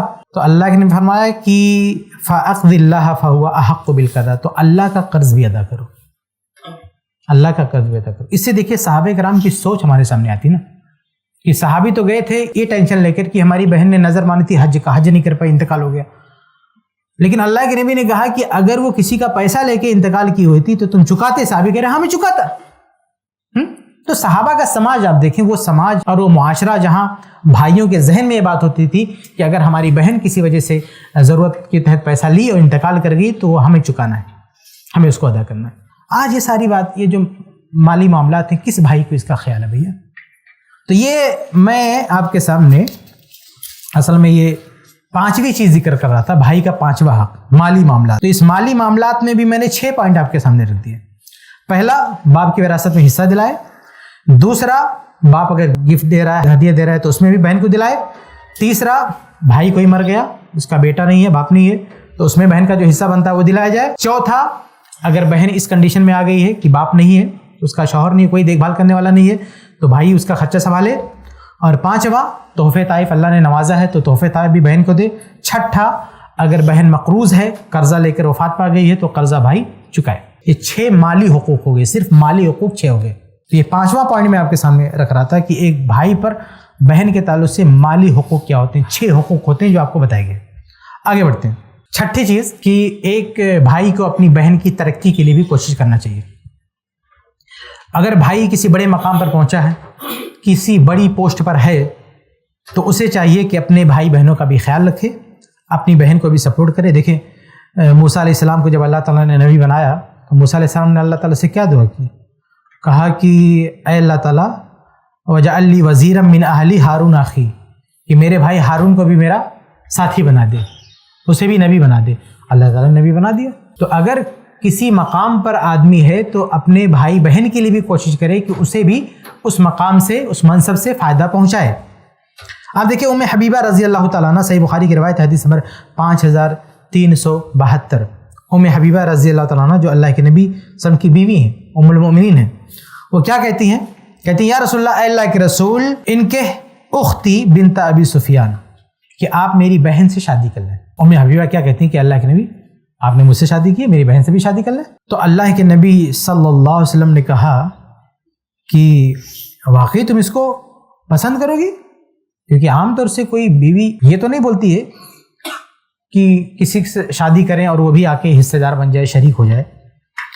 تو انہوں نے کہا کہ وَأَحَبُّ مَنْ شَارَكَنِي فِي الْخَيْرِ أُخْتِي. ام حبیبہ رضی اللہ تعالیٰ عنہ کہتی ہیں کہ میں تو یہی پسند کروں گی کہ میرا کوئی اگر شریک ہو، ساتھی ہو، تو میری بہن ہی ہو. اس کار خیر میں نبی کی بیوی میں ہوں تو ظاہر سی بات ہے کہ آپ کی ایک سے زیادہ شادیاں ہونی ہیں. تو اگر اس میں میری بہن بھی آئے اس مقام پر تو یہ میرے لیے بڑی خوشی کی بات ہوگی. تو اللہ کے نبی صلی اللہ علیہ وسلم نے فرمایا کہ ان ذالک لا یحل لی، یہ میرے لیے حلال نہیں ہے، 2 بہن کو اکٹھا نہیں کر سکتے. لیکن بہرحال اس روایت سے پتہ کیا چلتا ہے کہ ایک بہن نے خیال رکھا اپنی بہن کا کہ نبی کی بیوی اتنے بڑے مقام پر ہیں، تو انہوں نے سوچا کہ میری سفارش سے میری بہن کو بھی یہ مقام مل جائے. جیسے موسیٰ علیہ السلام نبی تھے اور اپنی سفارش سے اپنے بھائی کو بھی نبی بنا دیا. تو ایسے ہی اگر کسی اچھی پوسٹ پر ہے اور مدد کی ضرورت پڑے یا کسی طرح سے ترقی کی ضرورت پڑے تو اپنی بہنوں کی بھی مدد کرنی چاہیے. ہاں، جیسے ہمارے یہاں دیکھیں کبھی کبھی بھائی کسی بھی بڑے سے بڑے پوسٹ پر ہوتا ہے، کبھی ہو سکتا ہے جج ہے، وکیل ہے، ہاں، کسی اسکول میں بہت بڑی پوسٹ پر ہے. تو ایسے موقع پہ وقت ایسا آ سکتا ہے کہ اس کی بہن کے بچوں کا داخلہ ہوا اسکول میں یا اس کا کوئی مسئلہ ہوا، ایسے مسائل آتے رہتے ہیں.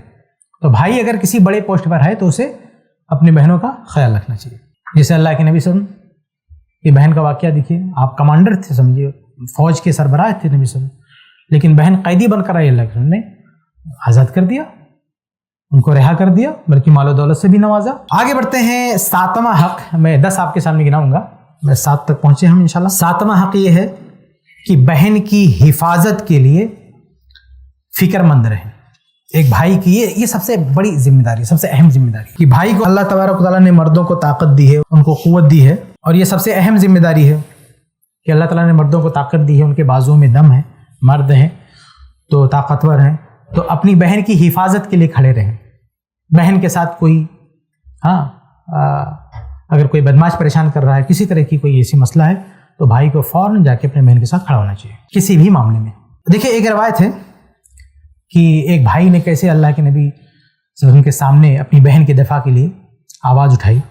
صحیح بخاری کا حدیث نمبر 2703 2703. انس بن نضر رضی اللہ تعالیٰ عنہ، یہ انس بن مالک نہیں، وہ دوسرے صحابی. ایک صحابی انس بن مالک جو اللہ کے نبی صلی اللہ علیہ وسلم کے خادم تھے، وہ الگ صحابی ہیں. یہ دوسرے ہیں انس بن نضر. یہ کہتے ہیں کہ انر ربیہ وہی ابنۃ النضر کسرت ثنیۃ جاریۃ. یہ کہتے ہیں کہ میری ایک بہن تھی جس کا جھگڑا ہو گیا پڑوسی لڑکی کے ساتھ، تو میری بہن نے اس کے دانت توڑ دیے. انس بن نضر کی بہن کا جھگڑا ہو گیا، پڑوس میں کچھ تو میں ہو گئی، اور غصے میں مارا، اس کے سر پہ اس کا دانت ٹوٹ گیا. اب جب دانت ٹوٹ گیا تو اس کے گھر والے اللہ کے نبی کے پاس آئے، اللہ کے نبی کے پاس آئے. فطلبوا العرش، تو نبی کے پاس آئے اور کہا کہ ہمیں انصاف چاہیے. اور جانتے اسلام کا قانون کیا ہے؟ خون کا بدلہ خون، اور آنکھ کا بدلہ آنکھ، اور دانت کا بدلہ دانت. مطلب اسلامی قانون یہ ہے کہ ان کی بہن نے دانت توڑا تھا، اب اگر اسلامک جج فیصلہ کرے گا تو یہی فیصلہ کرے گا، اگر جرم ثابت ہو گیا اب اس کے بھی دانت توڑو. یہ اسلام کا قانون ہے. آپ نے کسی کی آنکھ پھوڑی تو آپ کی آنکھ پھوڑی جائے گی، یہ اسلام کا قانون ہے. تو اللہ کے نبی صلی اللہ علیہ وسلم کے پاس جب یہ لوگ آئے تو انہوں نے کہا کہ ہمیں بدلہ چاہیے. وَطَلَبُ الْعَفْوَ، اور انس بن نضر رضی اللہ تعالیٰ عنہ ان کے گھر والوں نے معافی طلب کی کہ بھئی ایک آپشن یہ بھی نا معاف کر دے.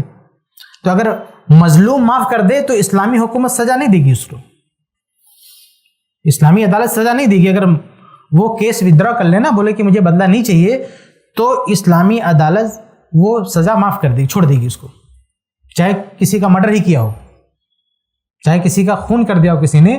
تو اگر جس کا خون ہوا ہے اس کے بال بچے بولتے ہیں کہ ہمیں بدلہ نہیں چاہیے، تو اسلامی کورٹ بھی اس قاتل کو چھوڑ دے گی. یہ اسلام کا بڑا خوبصورت نظام ہے بھائی، کہ معافی تلافی کا حق اسلام نے کس کو دیا ہے؟ مظلوم کو دیا ہے، ملک کے سربراہ کو بھی نہیں دیا ہے.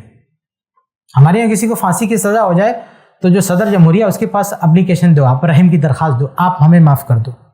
آپ کیوں معاف کرو گے بھائی جس پہ اتیاچار کیا وہ لوگ معاف کریں نا. اب سعودی خاندان میں ایک شخص تھا، اس نے مار دیا تھا کسی کو، اور سعودی حکومت نے، سعودی کورٹ نے فیصلہ دیا کہ اس کو قتل کر دیا جائے بدلے میں.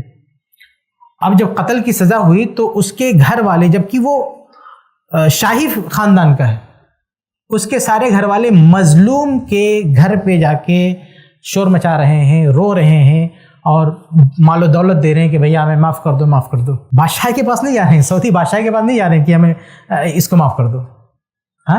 آپ سوچیں کہ ایک مظلوم کو اسلام نے کتنا پاور دیا. جو کنگ ہے، بادشاہ ہے، وہ حق نہیں رکھتا ہے کہ سزا معاف کر دو. سارے لوگ اس کے دروازے پہ گئے، جو ایک فقیر ہے، مطلب معمولی شخص ہے.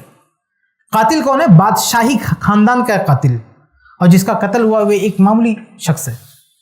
لیکن قانون ایسا کہ وہ سب لوگ اس کے گھر پہ جا کے بولتے ہیں کہ میں معاف کر دو، معاف کر دو، معاف کر دو، اور بالآخر وہ نہیں معاف کرتا ہے، اس کی گردن مار دی جاتی ہے. فیس بک پر آپ نے دیکھا ہوگا یہ سب خبر، کتنے لوگ کمنٹ کرتے ہیں کہ معاف کر دینا چاہیے، معاف کر دینا چاہیے تھا. بھائی یہ کمنٹ کرنے کا ہم کو حق نہیں ہے. کہ اللہ نے جب مظلوم کو دیا نا تو اس کو فیصلہ لینے دو، اس طرح سے نہیں بات کرنا چاہیے. اللہ تعالیٰ نے جو قانون بنایا نا، قانون کے سامنے جھک جاؤ. جب اللہ نے پاور ڈیسیزن اس کو دیا ہے مظلوم کو، تو ہم کون ہوتے کمنٹ کرنے والے؟ ارے بھائی وہ ملک کے بادشاہ کو حق نہیں ہے اور تم آئے ہو کمنٹ میں بولنے کے لیے معاف کر دینا چاہیے. اور ایسے پیسہ لے کے معاف کرتے پھریں تو ہر کوئی قاتل بن جائے. کل کو یہ نظام بن جائے تو اگر ایسے معاف کر دیں پیسہ لے کے، تو کل کو دوسرا مالدار بھی سوچے گا کہ اس کو مار کے پیسے سے تول دوں گا. لیکن انہوں نے نہیں معاف کیا تو ایک سبق گیا، ایک میسج گیا نا کہ تمہارا پیسہ تمہیں بچا نہیں سکتا. بہرحال بات دوسری طرف جا رہی. میں یہ واقعہ بیان کر رہا تھا کہ دانت توڑ دیا. انس رضی اللہ تعالیٰ عنہ کی بہن نے دانت توڑ دیا تو ان لوگوں نے کیا کہا کہ بدلہ چاہیے. فاتوا النبی صلی اللہ علیہ وسلم فامرهم بالقصاص، تو اللہ کے نبی صلی اللہ علیہ وسلم کے پاس آئے تو اللہ کے رسول نے फैसला सुना दिया कि इसके दांत तोड़ दिए जाए, अनस की बहन के दांत भी तोड़ दिए, क़िसास का फैसला सुना दिया। फ़क़ाम अनस बिन नज़र, तो उनके जो भाई थे अनस बिन नज़र, वो नबी के सामने खड़े हुए, मतलब अपनी बहन की बचाने की पूरी कोशिश कर रहे हैं। क्या कह रहे हैं? कह रहे हैं अल्लाह के रसूल अतुक्सरु सनियतु रुबई, या रसूल अल्लाह, कि ऐ अल्लाह के रसूल, क्या मेरी बहन के दांत तोड़ दिए जाएंगे? हाँ, एक हादसा होगा, लड़ाई होगी, अब मेरी बहन के भी दांत तोड़े जाएंगे? ला वल्लज़ी बअसक बिल हक़, जब अल्लाह के रसूल से इन्होंने कहा अल्लाह की कसम, अल्लाह के नबी, मैं अपनी बहन के दांत नहीं तोड़ने दूंगा। ये भाई जज्बात में आ गया। नबी का फैसला है, किसी आम आदमी का फैसला नहीं है। नबी का फैसला है कि बदले में दांत तोड़ दिए जाएं, लेकिन भाई कहता है कि अल्लाह की कसम, नबी के सामने खड़े होकर कहता है कि अल्लाह की कसम, मैं अपनी बहन के दांत नहीं तोड़ने दूंगा। फिर क्या हुआ? फ़क़ाल या अनस किताबुल्लाहि अल-क़िसास, अल्लाह के नबी ने कहा अनस, ये अल्लाह का कानून है, ये मेरा नहीं है। अल्लाह के नबी ने क्या कहा? ये मेरे हाथ में नहीं है, ये कानून अल्लाह का, किताब अल्लाह, ये कुरान का हुक्म है, मैं कुरान के हुक्म को नाफिज कर रहा हूं, ये मेरे हाथ में नहीं कि तुम्हारे कहने से छोड़ दूं मैं। तो उसके बाद में जब उन्होंने ये कहा कि ये इसी पर डटे रहे कि मैं अपनी बहन के हाथ नहीं तोड़ने दूंगा, अब ये सब मंजर देखा तो मजलूम के घराने वाले जो थे, जो ये मांग कर रहे थे ना कि दांत तोड़ो दांत तोड़ो, उन्होंने जब भाई को खड़ा देखा और ये सिफारिश करती हुई, मिन्नतें समाजा करते हुए देखा, तो उन लोगों ने कहा ठीक है, छोड़ दो। यानी जिसके दांत टूटे थे उसके परिवार वालों ने कहा, मजलूमीन ने कहा कि भाई छोड़ दो, जाने दो। फरदियल कौम वाफौ, वो लोग राजी हो गए, माफ कर दिया, और लोगों ने माफ कर दिया। फ़क़ाल नबी सल्लल्लाहु अलैहि वसल्लम, तो अल्लाह के नबी सल्लल्लाहु अलैहि वसल्लम ने ये मंजर देख के कहा कि इन्ना मिन इबादिल्लाह, कि अल्लाह के कुछ बंदे ऐसे भी होते हैं, मन कि जो लौ अक़सम अलल्लाहि ला अबरहु, जो अल्लाह की कसम खाते हैं तो अल्लाह उनकी कसम पूरी कर देता है। अनस बिन नज़र ने कसम खा ली नबी के सामने, अल्लाह की कसम, मैं अपनी बहन के दांत नहीं टूटने दूंगा। तो अल्लाह ने उनकी कसम का ख्याल रखा। यानी वो मजलूमीन जो बज़िद थे, बदला चाहिए बदला चाहिए, अल्लाह ने उनका दिल फेर दिया। क्यों दिल फेरा? भाई की कसम की वजह से। भाई ने अल्लाह की कसम खाई, उसके नतीजे में अल्लाह रब्बुल आलमीन ने उस कसम का ख्याल रखा। और अल्लाह ताला तो किसी के दिल को भी फेर सकता है भाई। जो नबी के सामने अभी खड़े होकर कहते हैं बदला चाहिए, माफी वाफी कुछ नहीं, 2 सेकंड नहीं लगा, अल्लाह ने दिल फेरा और सारे लोग कह रहे हैं कि नहीं, माफ कर दो, छोड़ दो, हमें बदला नहीं चाहिए। तो अल्लाह के नबी सल्लल्लाहु अलैहि वसल्लम ने ये मंजर देखा तो कहा कि ये कसम की बरकत, कहा ये कसम है, ये अल्लाह को इतना प्यारा है, ये अनस अल्लाह को इतना प्यारा है कि इसने अल्लाह का नाम लेकर कसम खाई तो अल्लाह ने इसकी कसम पूरी कर दी। तो यहाँ पे क्या दिख रहा है हमको कि एक भाई अपनी बहन की हिफाजत में कैसे खड़ा हो गया।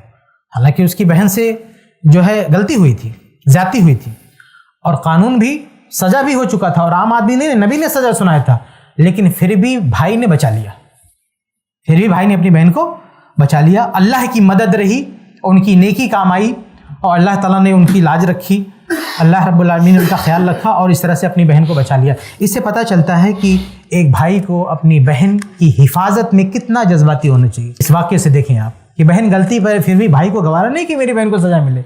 हाँ, बहन की गलती है, कानून कुरान का है, नाफिज करने वाले नबी हैं, इससे साफ सुथरी अदालत कौन सी हो सकती है। लेकिन भाई वहां भी कोशिश, हिम्मत नहीं हार रहा है, वहां भी कोशिश में लगा है अपनी बहन को बचा ले जाऊंगा, बचा ले गया।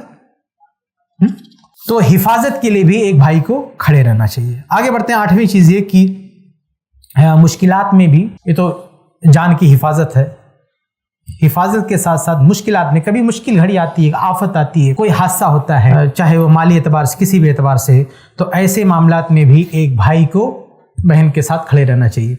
देखें, इस वक्त जो बहन के साथ सबसे बड़ी मुश्किल आ सकती है वो क्या, कि उसकी तलाक हो जाए तो वो है, आखिर वो कहाँ जाए। तो इस केस में एक भाई को इतना बड़ा दिल रखना चाहिए कि अपनी बहन को अपने पास रखे। हालांकि आज तो विरासत में उसका हिस्सा देते हैं तो भी काफ़ी सपोर्ट रहेगा, लेकिन ये सहाबा इकराम विरासत में हिस्सा देते थे, सहाबा विरासत में बहन को हिस्सा देते थे। उसके बावजूद जब तलाक होता था तो बहन आके भाई के पास बैठती थी, अगर बाप नहीं होता था तो। चुनांचे सही बुखारी की रवायत है, हदीस नंबर 5130, माक़िल बिन यसार रज़ी अल्लाह तआला अन्हु कहते हैं कि ज़व्वजतु उख्तन ली मिन रजुलिन, मैंने अपनी बहन की शादी एक आदमी से की। باپ نہیں تھا, ان کا انتقال کر گیا. تو باپ کا انتقال ہو گیا تو بہن کی شادی کون کرتا؟ بھائی کرتا. تو بھائی نے کیا. یہ کوئی آج کی بات نہیں ہے, صحابہ بھی ایسے کرتے تھے. بھائی باپ کا انتقال ہوا تو بھائی سب کی شادی کرتا تھا. تو بھائی کہہ رہا ہے کہ زوجت اختاً لی من رجل, میں نے اپنی بہن کی شادی ایک آدمی سے کی, فطلقها, اس نے طلاق دے دیا. کہتے حتی اذا انقضت عدتها جاء یخطبها, کہا کہ اس کے بعد جب عدت ختم ہوئی کہ طلاق کی تو واپس سے میرے گھر پہ آیا اور کہا کہ اچھا پھر سے شادی کر دو. ایک ہی طلاق دیا تھا بندے نے, ایک ہی طلاق دیا تھا, تو ایک طلاق کے بعد اگر عدت ختم ہو جائے تو دوبارہ اس عورت سے شادی کی جا سکتی ہے. تو یہ جو ان کے بہنوئی تھے طلاق دے دیا تھا انہوں نے, لیکن کچھ دن کے بعد واپس گھر پہ آئے اور کہہ رہے ہیں کہ بھائی ہماری پھر سے شادی کرا دو. تو کیا ہوا؟ فقلت له, یہ کہتے ہیں کہ میں نے اس سے کہا کہ زوجتک وفرشتک واکرمتک فطلقتها, کہا کہ میں نے تجھے اپنی بہن دی تھی, تجھے اتنی عزت دی اور تم نے طلاق دے دیا. ثم جئت تخطبها, اور پھر آیا رشتہ مانگنے کے لیے, نکل یہاں سے, تجھے اپنی بہن نہیں دے سکتا. اور کیا کہا لا واللہ لا تعود الیک ابدا, اللہ کی قسم میری بہن اب تیرے دروازے پہ نہیں جائے گی. اب سوچیں, اس روایت کی بات ترک میں یہ ہے کہ بلکہ اسی میں ہے وَكَانَتِ الْمَرْأَةُ تُرِيدُ أَن تَرْجِعَ إِلَيْهِ, ان کی بہن بھی چاہتی تھی کہ چلی جائے, بہن بھی چاہتی تھی اور ان کا پرانا شوہر بھی چاہتا تھا کہ دونوں مل جائیں, دونوں چاہتے تھے ملنا. لیکن بھائی اپنی غیرت کو لے کے کھڑا ہے کہ تو نے میری بہن کی بے عزتی کی ہے, اب دوبارہ تو تیرے گھر پہ نہیں بھیجوں گا میں. آپ سوچیں ذرا, یہ صحابہ کا واقعہ ہے, باپ نہیں ہے, بھائی بہن کا سہارا ہے, اور کس حد تک سہارا بنا ہوا ہے. سوچیں آج ہمارے دور میں اگر ہماری بہن کو طلاق ہو جائے نا تو بڑی مشکل سے ہمارے گھر پہ آئے گی, بڑی مشکل سے ہم اپنے گھر کا دروازہ کھول پائیں گے اس کے لیے. اور اگر ہم نے اس کو ایک آدھ مہینہ رکھ لیا اور اس کا شوہر آ گیا ہم سے منت سماجے کرنے کے لیے کہ بھیا اس کو بھیج دو, اگر وہ کہہ دے کہیں کہ میری غلطی ہے بھیج دو, تو اگر ہماری بہن انکار کرے کہ میں نہیں جاؤں گا تو بھی زبردستی اس کو پارسل کر دیں گے, بھیج دیں گے. لیکن آپ یہاں دیکھیں ایک بھائی کس طرح سے اپنی بہن کے ساتھ کھڑا ہے. بھائی کہہ رہا ہے کہ تو نے میری بہن کی بے عزتی کی ہے, میں اپنی بہن کو دوبارہ تیرے گھر پہ کیوں بھیجوں, جبکہ بہن بھی جانا چاہتی ہے. اس کے بعد کیا ہوا؟ فَأَنزَلَ اللَّهُ هَذِهِ الْآيَةَ, تو اللہ تعالیٰ نے قرآن کی ایک آیت نازل کر دی, فَلَا تَعْضُلُوهُنَّ. اس آیت میں کیا ہے کہ اگر طلاق کے بعد میاں بیوی دونوں آپس میں ملنا چاہیں تو تم روکو مت. تو جب یہ آیت نازل ہوئی تو اللہ کے نبی صلی اللہ علیہ وسلم نے بلوایا ان کو اور کہا بھائی کیوں اپنی بہن کو رشتہ جو ہے روک کے رکھے ہو, کیوں نہیں شادی ہونے دیتے ہو؟ تو فقل تو کہتے ہیں کہ جب یہ آیت اتری اور نبی نے جب کہا فقل تو الان افعل یا رسول اللہ, اللہ کے رسول اب میں شادی کرا دیتا ہوں, اب میں نہیں روکوں گا. جب آسمان سے حکم آ گیا تو میں کیسے روکوں گا؟ فزوجہا ایاہ, اس کے بعد انہوں نے اپنی بہن کی شادی کرا دی. آپ سوچیں ذرا, غور کریں کہ آج ایسی مثال ہمارے یہاں کوئی بھائی دے سکتا ہے کہ بہن بھی چاہ رہی ہے پھر بھی بھائی غیرت میں کہ ہماری بہن کو اس نے ستایا ہے میں دوبارہ اس کے پاس نہیں بھیجوں گا. حالانکہ بھائی نے یہ بھی کہا کہ وَكَانَ رَجُلٌ لَا بَأْسَ بِهِ, کہا کہ وہ آدمی اتنا برا بھی نہیں تھا, ٹھیک ٹھاک آدمی تھا. یعنی یہ خود کہہ رہے ہیں کہ آدمی بہت زیادہ برا بھی نہیں تھا, ٹھیک ٹھاک آدمی تھا, بس یہ کہ طلاق کیوں دیا اس نے, طلاق دیا کیوں اس نے. تو یہ تعریف بھی کر رہے ہیں کہ آدمی بھی اچھا ہے. اتنا سب ہونے کے باوجود بھی بہن کے ساتھ کس طرح سے کھڑے ہیں. آپ دیکھیں آج کے بھائی بہت بڑا جگر چاہیے بہن کے ساتھ کھڑا ہونے کے لیے. آگے بڑھتے ہیں. نویں چیز, نواں حق جو بھائی کا ہے وہ ہے زیارت کا, یعنی اپنی بہن کی زیارت کرنا, ان کے گھر جانا, بات چیت کرنا. آج کے زمانے میں ٹیلی فون ہے, کال پہ بات کرنا, تو یہ ساری جو سویدھائیں ہیں تو آج تو اور زیادہ رابطہ ہو سکتا ہے, اور زیادہ کانٹیکٹ ہو سکتا ہے. تو فون پہ بات کرتے رہنا چاہیے, ملتے رہنا چاہیے. دیکھیں المطالب العالیہ میں ایک روایت ہے, معاویہ بن ابی سفیان جو کہتے ہیں کہ زرت اختی ام حبیبہ, کہ میں نے اپنی بہن ام حبیبہ کی زیارت کی. فرأیت النبی صلی اللہ علیہ وسلم یصلی فی ثوب واحد, تو میں نے دیکھا کہ اللہ کے رسول ایک کپڑے میں نماز پڑھ رہے تھے. یہ ام حبیبہ ام المومنین تھی, اللہ کے نبی صلی اللہ علیہ وسلم کی بیوی تھی, اور یہ معاویہ رضی اللہ عنہ کی بہن تھی. تو معاویہ اپنی بہن سے ملنے آیا کرتے تھے اللہ کے نبی کے گھر, اور اسی بہانے اللہ کے نبی کی حدیثیں بھی ان کو ملتی رہتی تھیں, روایتیں کرتے رہتے تھے. لیکن روایت سے کیا پتہ چلتا ہے کہ صحابہ اپنی بہنوں کی دیکھ بھال کیا کرتے تھے, اپنی بہنوں کے گھر آنا جانا صحابہ کا لگا رہتا تھا. تو زرتو کہہ رہے ہیں کہ میں نے زیارت کی. تو اس سے کیا پتہ چلتا کہ بھائیوں کو اپنی بہن کے گھر آنا جانا برقرار رکھنا چاہیے, آتے جاتے رہنا چاہیے. آج کل فون ہے, کم سے کم فون پہ تو بات ہوتی رہنا چاہیے. یہ نہیں کہ 2 سال 3 سال آپ کانٹیکٹ میں رہنا ہے, بات نہ کریں, بات کرتے رہنا چاہیے, تعلق بنائے رکھنا چاہیے. یہ نویں چیز ہے. آگے بڑھتے ہیں. لاسٹ اور آخری چیز یہ ہے کہ آپ کچھ نہیں کر سکتے تو سب سے آسان چیز کیا ہے کرنے کے لیے اپنی بہن کے لیے؟ سب سے آسان چیز ہے دعا. مطلب اس میں نہ کوئی پیسہ لگتا ہے نہ کوئی محنت لگتی ہے. آپ اللہ کے سامنے بیٹھے ہیں دعا کر رہے ہیں, اپنی بہن کے لیے بھی دعا کر دیں. موسیٰ علیہ السلام کے بارے میں قرآن میں ہے نا کہ وہ جب دعا کرتے تھے وہ کہتے تھے رب اغفر لی ولی اخی, اللہ مجھے بخش دے میرے بھائی کو بھی بخش دے. تو اپنے لیے بھی دعا کر رہے ہیں اور اپنے بھائی کے لیے بھی دعا کر رہے ہیں. تو اس طرح سے یہ آخری حق ہے کہ ہم دعاؤں میں بھی اپنی بہنوں کو یاد رکھیں. تو یہ ساری چیزیں ہمیں کرنا چاہیے اپنی بہنوں کے تعلق سے. تو یہ 10 چیزیں میں نے آپ کے سامنے رکھی ہیں, بس میں مختصراً ان کو دہرا کے بعد ختم کرتا ہوں.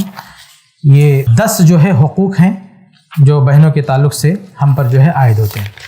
سب سے پہلا جو حق ہے وہ یہ کہ ہمیں اپنی بہن کا جو رشتہ ہے یعنی خونی رشتہ ہے اس رشتے کی قدر کرنی چاہیے, اس کی اہمیت کو جاننا چاہیے. دوسری چیز ہے کہ اپنی بہن کے عقیدے اور ایمان کا فکر کرنا چاہیے, عقیدے اور ایمان کی فکر کرنا چاہیے, ان کے عقیدے کا تحفظ کرنا چاہیے, ان کے دین کی حفاظت کرنی چاہیے.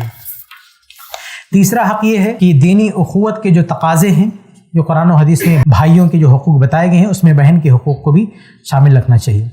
چوتھی چیز یہ کہ اگر بہنوں سے کچھ غلطیاں ہو جائیں تو ان کو درگزر کرنا چاہیے. پانچویں چیز یہ ہے کہ جو مالی حقوق ہیں بہن کے تعلق سے بھائی پر وہ مالی حقوق ادا کرنا چاہیے, چاہے باپ کی وراثت کا مسئلہ ہو یا پھر باپ کے ہدیے کا مسئلہ ہو یا پھر کسی بھائی کے مرنے کے بعد اس کی وراثت کا مسئلہ ہو یا خرچہ کی ذمہ داری آ گئی ہو یا تحفے کا مسئلہ ہو یا بہن کے قرض کے ادا کرنے کا مسئلہ ہو. چھٹی چیز یہ کہ اگر بھائی کو ترقی مل رہی تو اپنی ترقی میں اپنی بہن کو بھی شامل کرنا چاہیے. ساتویں چیز یہ ہے کہ بہن کسی مشکل میں ہے تو اس کی حفاظت کے لیے کھڑے ہو جانا چاہیے. آٹھویں چیز یہ ہے کہ بہن پر کوئی آفت آئی ہے تو بھی بہن کا ساتھ دینا چاہیے. نویں چیز یہ ہے کہ بہن کی زیارت کرنا چاہیے, اس کے گھر آنا جانا جاری رکھنا چاہیے. اور 10ویں چیز یہ ہے کہ بہن کے لیے دعا کرنا چاہیے. یہ 10 چیزیں تھیں جو آپ کے سامنے رکھے گی. اللہ تعالیٰ سے دعا کہ اللہ تعالیٰ ہم سب کو ان پر عمل کرنے کی توفیق عطا فرمائے. آمین یا رب العالمین. ایسے ہی فائدہ مند اسلامک ویڈیوز دیکھنے اور منہج سلف پر کتاب و سنت کی تعلیمات کو عام کرنے میں ہمارا تعاون کریں تاکہ آپ کے لیے ذریعہ نجات جنت کے حصول کا سبب ساتھ ہی مال میں برکت و اضافے کا ذریعہ بھی بنے. آمین. جزاک اللہ خیرن.